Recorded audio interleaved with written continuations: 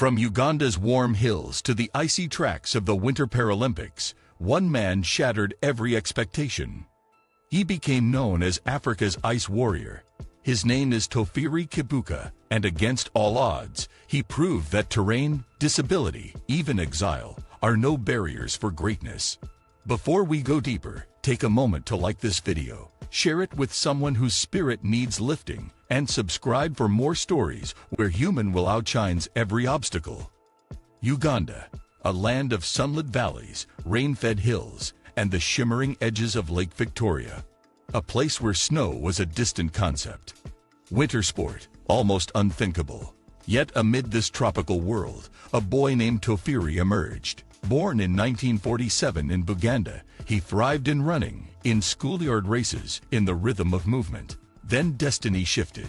Around the age of 12, he began losing his sight. In a country with few supports for the blind, that could have been the end of his story.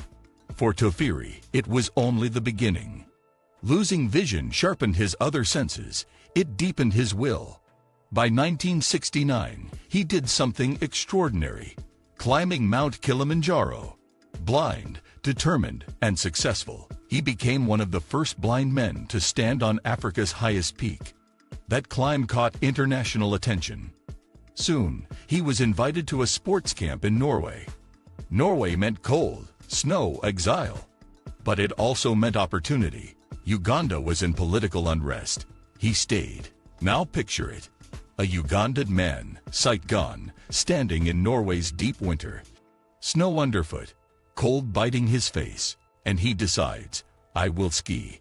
Cross-country skiing is a sport built on rhythm, on breath, on feel, on the subtle give of snow beneath your stride. And Tofiri learned to read the snow through his body. Step by step, glide by glide.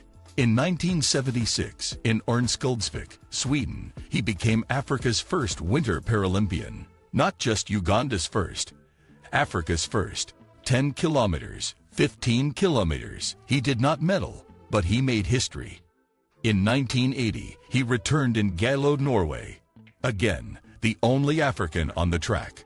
The only black athlete in a sea of white snow. And then, he reinvented himself. Switching from skiing to running. From winter to summer Paralympics. With Norwegian citizenship, he competed across 5 games, 1984 to 2000. Middle distance, long distance, even the marathon. He earned 5 silvers, 1 bronze. In Atlanta 1996, he carried Norway's flag. The first black man to hold that honor at a Paralympics. It wasn't just a medal tally, it was a symbol. Today, Tofiri Kibuka still bridges 2 worlds. Ugandan by birth, Norwegian by choice. A physiotherapist, a family man, a living symbol of what's possible when you refuse limits. And his impact, it lingers. He cracked open the door for African athletes in winter sports.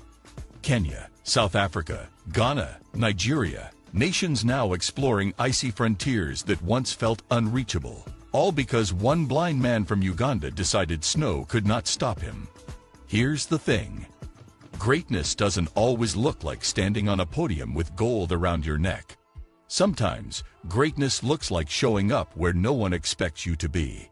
Sometimes, it's being the first, and sometimes, it's simply refusing to quit. That is the story of Tofiri Kibuka, Africa's ice warrior.